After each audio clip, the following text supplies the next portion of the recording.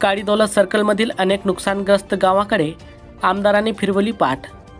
पुसद विधानसभा मतदारसंघातील काडीदौलत सर्कलमध्ये रविवारी झालेल्या ढगफुटीसदृश पावसामुळे परिसरातील गावात मोठ्या प्रमाणात नुकसान झाले। शेती खरडून गेली व पिके वाहून गेली। अनेकांच्या घरात पुराचे पाणी शिरल्याने घरातील अन्य धान्याचे, साहित्याचे तसेच घरांचे मोठ्या प्रमाणात नुकसान झाले।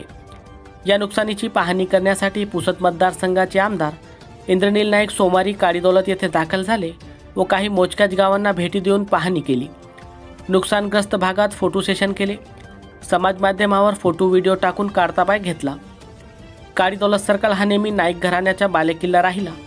2019चे विधानसभा निवडणुकीत काडीदौलत सर्कलमधील मोठ्या प्रमाणात मते विद्यमान आमदार इंद्रनील नाईक यांना मिळाल्याने ते मोठ्या फरकाने विजयी झाले।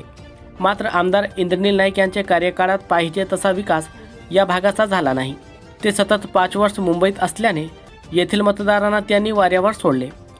रविवारी झालेल्या ढगफुटीसदृश पावसामुळे येथील नुकसानग्रस्त भागाची पाहणी करून महसूल प्रशासनाचे अधिकाऱ्यांना बोलावून शेतकऱ्यांना तात्काळ मदत मिळवून देण्यासाठी त्यांनी पाठपुरावा केला पाहिजे होता।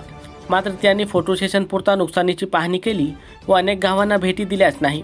त्यामुळे येथील नुकसानग्रस्त शेतकरी व नागरिक आमदार इंद्रनील नाईक यांच्या विरोधात संताप व्यक्त करीत असून येणाऱ्या निवडणुकीत या मतदारसंघाला नवीन व मतदारसंघात राहून जनतेच्या संपर्कात राहणारा आमदार निवडून देऊ अशी भूमिका येथील नुकसानग्रस्तांनी घेतली असल्याने यंदाच्या निवडणुकीत आमदार इंद्रनील नाईक यांच्यासाठी अवघड जाणार असे जनतेतून बोलले जात आहे।